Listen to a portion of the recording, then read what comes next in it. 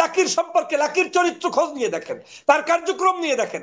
এই শাহবাগীরা যে আন্দোলন করছে, এই আন্দোলনে সম্পৃক্ত শাহবাগীরাই হচ্ছে ধর্ষণের মহানায়ক। এদের প্রত্যেকের বায়োডাটা খোঁজ করবেন, প্রত্যেকেই এক একজন ধর্ষক, অথবা তিনি আরেকজনের কাছ থেকে ধর্ষণ অ্যাকসেপ্ট করছেন। আপনি জানেন যে আমাদের এই সরকার, অন্তর্বর্তীকালীন সরকার, জনতার সরকার, বাংলাদেশের সর্ববৃহৎ জনগোষ্ঠীর সমর্থন নিয়ে এই সরকার বর্তমানে পরিচালিত হচ্ছে। অন্তর্বর্তীকালীন এই সরকারকে যে কোনো মূল্যে পরাস্ত করার জন্য আওয়ামী লীগ সকাল সন্ধ্যা বিভিন্ন প্রপাগান্ডা চালাচ্ছে, ষড়যন্ত্র করছে, দেশে বসে করছে, বিদেশে বসে করছে, এবং আওয়ামী ছদ্মবেশে আওয়ামী লীগের কিছু সুহৃদরাও এই অপকর্মগুলোর সাথে সম্পৃক্ত রয়েছে। যারা বিভিন্ন সময় আওয়ামী লীগের সুযোগ সুবিধা ভোগ করেছে, আওয়ামী লীগের আমলের মতো করে চলেছে, এখনো তারা এই সরকারকে বিরোধিতা করার অর্থই হচ্ছে, সরকারকে বিপদে ফেলার অর্থই হচ্ছে এক প্রকার আওয়ামী লীগের সাথে আতাত করা, আওয়ামী লীগকে সমর্থন করা। আজকে বর্তমান যে আপনি জানেন যে জাতিসংঘের মহাসচিব এসেছে, এটা বাংলাদেশের বর্তমান অন্তর্বর্তীকালীন সরকারের একটি শক্তির সাথে আরেকটি মহাশক্তির সম্মিলন ঘটেছে, যেখানে শেখ হাসিনা প্রতিনিয়ত এই সরকারকে ফেলে দেওয়ার জন্য ট্রাম্পের নাম ব্যবহার করে, ট্রাম্পের কাছে ছবি পাঠাতে চায়, মিছিলে পর্যন্ত ফেস্টুন ব্যবহার করে সেগুলোর উপরে নিজেরা পরিকল্পিতভাবে আক্রমণ করে বিদেশিদেরকে দেখানোর জন্য চক্রান্ত করেছিল। সেই জায়গায় আজকে ডক্টর মোহাম্মদ ইউনূস বীর দর্পে বাংলাদেশের বর্তমান এই সরকারকে পরিচালনা করছে।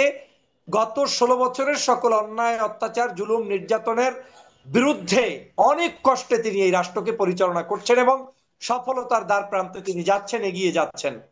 ডক্টর মোহাম্মদ ইউনূসের সবচেয়ে বড় যে চ্যালেঞ্জটা ছিল, শেখ হাসিনার যে ব্যবস্থাপনা ছিল 16 বছরের, সব ছিল অনৈতিকে ভরপুর, অন্যায় ভাবে ভোট চোর, ডাকাতি, রাহাজানি, শয়তানি, বদমাইশিতে ভরপুর ছিল যেই শাসনামলটা, সেটা থেকে বাংলাদেশটাকে রক্ষা করে নতুন একটি জায়গায় নিয়ে আসতে তার জন্য যে সময় দরকার, সেই সময়টা এখনো পূর্ণাঙ্গভাবে শেষ হয়নি, এবং এখনো আমি মনে করি সময়টা শেষ হওয়া উচিত হবে না। তিনি যথেষ্ট চেষ্টা করে যাচ্ছেন, এবং তার চেষ্টার অংশ হিসাবে আমি মনে করি জাতিসংঘের মহাসচিব এসে বাংলাদেশে উপস্থিত হওয়ায় শুধু শেখ হাসিনা নয়, আওয়ামী লীগ নয়, ভারতের কাঁধের উপরে, গালের উপরে একটা চট্টপাঘাত লেগেছে। তারা হতাশ হয়েছে বিভিন্ন জায়গায়। আজকের এই তার অবস্থান ক্লিয়ার হচ্ছে যে ডক্টর মোহাম্মদ ইউনূস ব্যক্তিগতভাবেই আজকের রাষ্ট্রের একজন বড় বিখ্যাত ব্যক্তি, দেশে বিদেশে সম্মানিত। আজকের ইউনূস সাহেব না থাকলে আওয়ামী লীগ যেভাবে ষড়যন্ত্র করছে, তারা হয়তো ভিন্নভাবে, অন্য কেউ থাকলে তাদের উপরে ষড়যন্ত্রের চাপ আরো বৃদ্ধি পেত। কিন্তু ডক্টর মোহাম্মদ ইউনূস কিন্তু সেখানে বীর দর্পে আজকে তিনি কাজ চালিয়ে যাচ্ছেন। দেখেন, রোহিঙ্গাদের ইস্যু নিয়ে কেউ কোনো সমাধান যখন দিতে পারে না, ডক্টর মোহাম্মদ ইউনূস অন্ততপক্ষে বীর দর্পে তাদেরকে তাদের ল্যাঙ্গুয়েজে ভাষণ দিয়ে সেখানে বলছেন, মানে আঞ্চলিক ভাষায় বক্তব্য দিয়ে বলছেন, তোমাদেরকে ঈদের, অন্তত আগামী ঈদের মধ্যে যাতে সেই দেশে পাঠানোর সর্বোচ্চ ব্যবস্থা করা যায়, সেই চেষ্টা তিনি চালিয়ে যাচ্ছেন। তিনি কিন্তু তার সামনেই বলছেন, জাতিসংঘের মহাসচিবের সামনেই বলছেন। তিনি কিন্তু অনেকগুলো মানে ইনফরমেশন সেখানে শেয়ার করেছেন, যেগুলো আমাদের বাস্তব জীবনের সাথে সাক্ষী হিসাবে, মানে হিউম্যান বিং হিসাবে আমাদেরকে নাড়া দিয়েছে।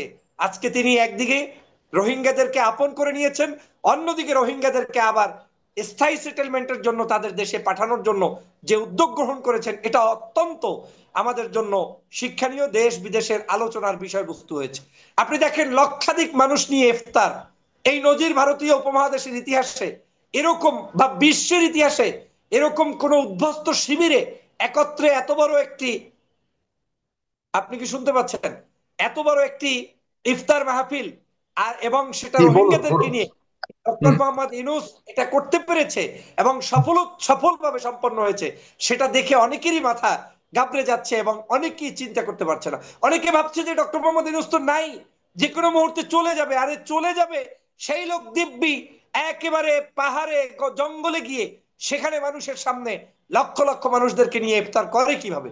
তার মানে আমরা এখান থেকে প্রমাণিত যে আজকে ডক্টর মোহাম্মদ ইউনূস তিনি শক্তি সগৌরবে, দেশের মানুষের শক্তি সমর্থন থাকার কারণে তিনি কিন্তু এগিয়ে যাচ্ছে। আজকের জাতিসংঘকে আমরা যখন সমালোচনা করি, আমাদের বিবেকের কাছে নাড়া করা উচিত, জিজ্ঞেস করা উচিত, আমি মাত্র 6 মাস আগে কোন পক্ষের সমর্থন ছিলাম, আমি কিভাবে বাংলাদেশের ফ্যাসিবাদকে প্রতিষ্ঠিত করেছিলাম। আপনি বাংলাদেশের ম্যাক্সিমাম জায়গায় দেখবেন যারা এখন নীতিবাক্য নিয়ে মাঝে মাঝে কথা বলার চেষ্টা করে, যদিও I want to welcome them, আমি সবাইকেই চাই যে কথা বলুক, আমাদের এখন বিভাজন করার সুযোগ নেই, রাজনীতিতে একে অপরকে শ্রদ্ধা করা উচিত। কিন্তু আমাদের কষ্ট লাগে তখন 24-এর নির্বাচনে বাংলাদেশে কারা কারা অংশগ্রহণ করেছে জিজ্ঞাসা করুন, সেই নির্বাচনে কে কে কিভাবে গিয়েছে। অনেকের ক্যাম্পেইনও তো আমি এভাবে দেখেছি, একদিকে খালেদা জিয়ার মুক্তি চেয়েছে, অন্যদিকে শেখ হাসিনাকে আবার তার ডিজিটাল বাংলাদেশ, স্মার্ট বাংলাদেশ গড়ার প্রত্যয় নিয়ে বক্তব্য দিয়েছে। এই বক্তব্যগুলো তো ভাইরাল হয়েছে, আমার না, জামানত হারানোর পরেও যারা অনেকেই অংশগ্রহণ করেছে শেখ হাসিনার নেতৃত্বের নির্বাচনে, সেই নির্বাচনগুলোকে আমাদের প্রশ্নবিদ্ধ করা উচিত। সমস্যাটা হচ্ছে শেখ হাসিনা যখন ক্ষমতায় ছিল তখন সবাই শেখ হাসিনার সুযোগ সুবিধা নেওয়ার জন্য ব্যস্ত। শেখ হাসিনা ক্ষমতায় থেকে যাওয়ার পরে এই সরকারের যারা সমালোচনা করছি আমরা, আমাদের বিবেককে জিজ্ঞাসা করা উচিত, আমি কি গত 18 বছর 16 বছর পর্যন্ত হাসিনার কোনো বিষয়ে সমালোচনা করে জাতিকে দিক নির্দেশনা দিয়েছি কিনা? জাতিসংঘ আমাদের পাশে যতটুকু প্রয়োজন ততটুকু দাঁড়িয়েছে। জাতিসংঘ একেবারে যে আমার বাপ দাদা 14 গোষ্ঠী, আমার ভোট আমাকেই করতে হবে, আমার নির্বাচন আমাকেই করতে হবে, আমার সরকার আমাকেই মানে রাখতে হবে, ফেলাতে হবে, আমার জাতিসংঘ এসে সবকিছু করে দিবে না। কিন্তু তারপরেও জাতিসংঘ আমাদের এই নির্বাচনকে, বিশেষ করে এই যে গণ অভ্যুত্থানকে যেভাবে সাপোর্ট করেছে, সমর্থন করেছে, তৎপরবর্তী তদন্ত করেছে, যেটা পলাশ চৌধুরী ভাই খুব ভালো করে বলেছে, যেটা পৃথিবীর ইতিহাসে বিরল। তার মানে আমাদের এই ডকুমেন্টেশন গুলো, এই যে গণহত্যা চালিয়েছে, মানুষ মেরেছে, সেটা জাতিসংঘের কাছে কিন্তু এখন লিপিবদ্ধ হয়ে আছে। শুধু তাই নয়, আমাদের এই আন্দোলন সংগ্রাম চলা অবস্থায় তারা কিন্তু বহু স্টেটমেন্ট দিয়েছে। এমনকি গত কয়েকদিন আগে আপনারা জেনেছেন যে অসমর্থিত কি আপনার কি বলে আমাদের জাতিসংঘ মিশন থেকে সেনাবাহিনীকে পর্যন্ত কাজে নেওয়া লাগবে না, নেবে না, নেবে না, এইরকম একটি সাউন্ড তারা অফিসিয়ালি জানিয়েছে। এই জানানোর মধ্য দিয়েই, সামগ্রিক প্রচেষ্টার মধ্য দিয়েই বাংলাদেশের শেখ হাসিনার পতন হয়েছে।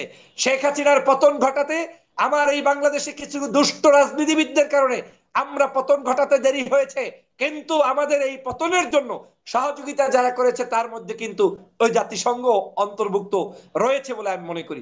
এখন আমাদের এই সরকার যারা আজকের, আমরা এই সরকারকে মনে করি অবৈধ, বুঝতে হবে তাদের কাছে বৈধ এবং অবৈধ সংজ্ঞাই নেই। শেখ হাসিনা বাংলাদেশে গত 16 বছর পর্যন্ত চুরি করে, ডাকাতি করে, রাতের ভোট করে, অবৈধ সংগঠন করে বাংলাদেশের মানুষের উপরে চেপে বসেছিল। আমরা কিন্তু তাদেরকে অবৈধ বলার সাহস তখন পাই নাই। এই সরকার অবৈধ নয়, বরং পৃথিবীর ইতিহাসে সবচাইতে বেশি জনসমর্থন পুষ্ট সংগঠনের নাম হচ্ছে এই বর্তমান ডক্টর মোহাম্মদ ইউনূসের পরিচালনায় পরিচালিত বর্তমান অন্তর্বর্তীকালীন সরকার। কেন বলছি? জনগণ তাদেরকে 5 তারিখের পরে ম্যান্ডেট দিয়ে দিয়েছে। হাসিনা এই দেশ থেকে পালিয়ে যাওয়ার পরে ম্যান্ডেট তাদেরকে আমরা দিয়েছি। আমরা তাদের মাধ্যমে সংস্কার এবং আগামীর একটি সুষ্ঠু নির্বাচনের পথে এগোতে চাই এবং জনগণ সেটাই চায়। আপনি ম্যাক্সিমাম জনগণকে যদি এখনো যদি আপনি একটা ভোট দেন যে আপনারা কি ডক্টর মোহাম্মদ ইউনূস সাহেবকে আরো কিছু সময় বাংলাদেশের সংস্কার এবং নির্বাচন প্রক্রিয়ার পদ্ধতিতে রাখতে চান কি রাখতে চান না, দেখবেন আপনার শতকরা 80% লোক আপনাকে এখনো সমর্থন দিবে যে তাকে আমরা চাই। আপনি দেখেন, আমি এখন ঢাকা শহরে আছি, বিদ্যুৎ বিভ্রাট হয় না। বাংলাদেশের মানুষের গত রমজানের চাইতে বর্তমান রমজানের দ্রব্যমূল্য সবকিছু আগের তুলনায় শতগুণ ভালো। আজকের প্রত্যেকটি জায়গায় নিরাপত্তা থেকে শুরু করে সবকিছুই এই নরবরে অবস্থায় ভালো। পুলিশ ভালো মতো কাজ করছে না জানার পরেও কিন্তু ভালো। আমরাও দেখছি হত্যা, তারপরে ধর্ষণ, এসবের আপনি প্রতিবাদে শাহবাগে শাহবাগে দেখা যাচ্ছে আন্দোলন করছে, এবং জনগণও দেখছে যে সারা সারা দেশব্যাপী একটা বিশৃঙ্খল অবস্থা রয়েছে। এই এই শাহবাগীরা যে আন্দোলন করছে, এই আন্দোলনে সম্পৃক্ত শাহবাগীরাই হচ্ছে ধর্ষণের মহানায়ক। এদের প্রত্যেকের বায়োডাটা খোঁজ করবেন, প্রত্যেকেই এক একজন ধর্ষক, অথবা তিনি আরেকজনের কাছ থেকে ধর্ষণ অ্যাকসেপ্ট করছেন। এর একটা নেতা নেত্রীকে আপনি পাবেন না বাংলাদেশে ধর্ষকবিহীন। এরা তখন কথা বলে নাই যখন আপনার কি বলে 100 সেঞ্চুরি করেছে ছাত্রলীগের নেতা। এরা তখন কথা বলে নাই যখন আপনার স্বামীর সামনে স্ত্রীকে বেঁধে রেখে দর্শন করেছে, সেটার প্রতিবাদ করে নাই। এরা তখন প্রতিবাদ করে নাই যখন গরুকে ছাত্রলীগ পর্যন্ত ধর্ষণ করেছে, সেই প্রতিবাদ তারা করার সাহস বাংলাদেশে পায় নাই। আপনি এখনো অনলাইনে সার্চ দিলে গত 16 বছরের ধর্ষক হিসাবে এমপি সার্চ দিবেন, দেখবেন আওয়ামী লীগের এমপির নাম চলে আসবে। মন্ত্রী সার্চ দিবেন, আওয়ামী লীগের মন্ত্রী চলে আসবে। নেতাকর্মী সার্চ দিবেন, আওয়ামী লীগের নেতাকর্মী চলে আসবে। ধর্ষক, মহাদর্শক, মহাদর্শকের রানী, সবকিছু গত 16 বছরের ওই শাহবাগী এবং প্রতাত্তা তাদেরকেই পাবেন। তারা এখন এগুলো করছে কেন জানেন? এগুলো করছে তারা শুধুমাত্র বাংলাদেশের এই যে সুষ্ঠু সুন্দর পরিবেশ সেটাকে নস্যাৎ করার জন্য। আমি তো মনে করি অবশ্যই যে কোনো ধর্ষণ, যে কোনো হত্যার বিচার হওয়া উচিত, কিন্তু আপনাকে কম্পেয়ার করতে হবে। যে আওয়ামী লীগ নিজে বলে গিয়েছে 5 থেকে 10 লক্ষ লোক তাদের নিহত হবে, তাহলে কি পরিমাণ অত্যাচার তারা দেশের উপরে চালিয়েছে, যে কারণে তারা আশঙ্কা প্রকাশ করেছিল। বাংলাদেশের সেই আশঙ্কার 1% বাস্তবায়ন হয়েছে, -99%, পরে -0%ও বাস্তবায়ন হয় নাই। তার মানে বাংলাদেশ আজকের একটি সুন্দরতম জায়গায় পৌঁছতেছে। তবে আপনাকে বলছি না যে দেশটা একেবারে ফেরেশতারা চালাচ্ছে, না, এটা সম্ভব না। 16 বছরের ঝঞ্ঝাল, পুলিশ প্রশাসন, বিভিন্ন জায়গায় যে ভঙ্গুর দশা, সেখান থেকে মুক্তির জন্য আপনাকে সময় দিতে হবে। কিন্তু যারা এই শাহবাগী আন্দোলন কিংবা ষড়যন্ত্র করছে, এরা মূলত উদ্দেশ্য হচ্ছে বাংলাদেশকে আবার একটি নতুন করে ষড়যন্ত্র করে ধ্বংস করার জন্যই তারা মাঠে নেমেছে, এবং তাদের মূল উদ্দেশ্য হচ্ছে দেশে অশান্তি সৃষ্টি করা। এই যে লাকি, শাহবাগের লাকি, লাকির সম্পর্কে, লাকির চরিত্র খোঁজ নিয়ে দেখেন, তার কার্যক্রম নিয়ে দেখেন। ছাত্রলীগ, আওয়ামী লীগ যারা মিছিল করছে কিংবা বিভিন্ন জায়গায় উস্কে দিচ্ছে, তাদের খোঁজ নিয়ে দেখেন, তারা আদতে দেশপ্রেমিক কেউ নয়। অতএব ওদের সুরে কথা বলার কোনো সুযোগ নেই।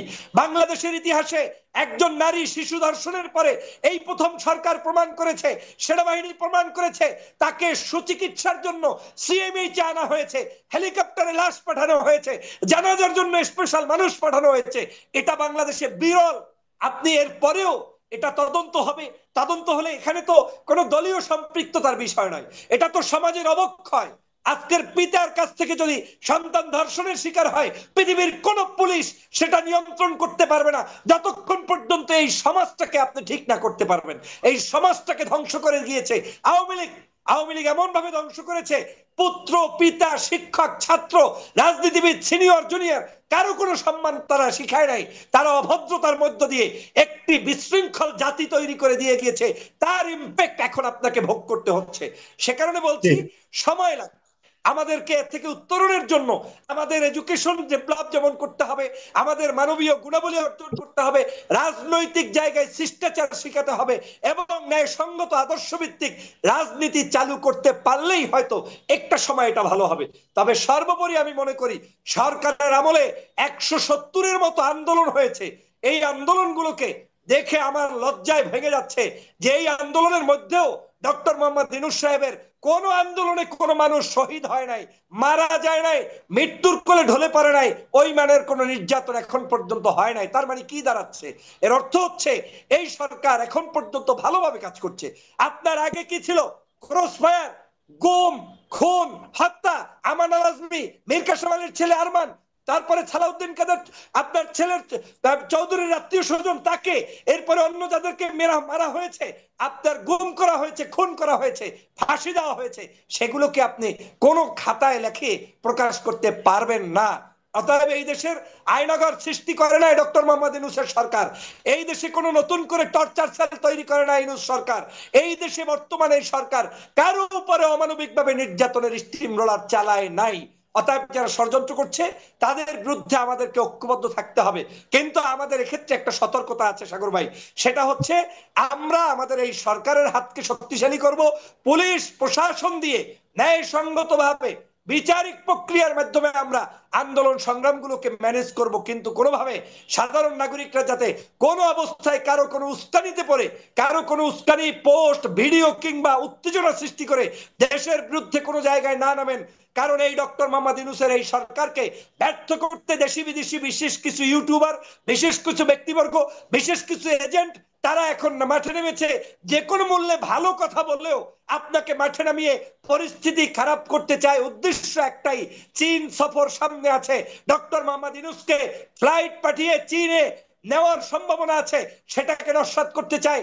এই যে জাতিসংঘের মহাসচিব বাংলাদেশে আছে, এই সুন্দরতম পরিবেশ নস্যাৎ করে তার কাছে ব্যাড রিপোর্ট উপস্থাপন করতে চায়। আপনার মনে আছে দেশনেত্রী বেগম খালেদা জিয়া যখন চীন সফর করেছিল, 64টি জেলায় একযোগে তখন বোমা হামলা হয়েছিল ভারতের রয়ের পরিকল্পনায়। আবার এই যে শেখ হাসিনা পতন হয়েছে, পতনের আগেও চীন থেকে এসেছে, ওই সময় চীনের সাহায্য না পেয়ে বাংলাদেশে ফেরত আসার পরই তার কিন্তু মুসারিফির পানা তৈরি হয়ে গিয়েছে। সে কারণে শেখ হাসিনা, আওয়ামী লীগ, ভারত তারা কোনোদিন ডক্টর মোহাম্মদ ইউনূসের কোন বিদেশি সফরকে সফল হতে দিবে না। অতএব দেশবাসীকে শান্ত থাকতে হবে, সাবধানে থাকতে হবে। আমাদের আমি দেশের আসছি আইন আপনার কাছে, আমি আসছি জনাব ডক্টর ফজলুল হক আপনার কাছে, আসছি এই কনক্লুশনে না গিয়ে আসছি, আমরা একটু বেশি লম্বা হয়ে যাচ্ছে।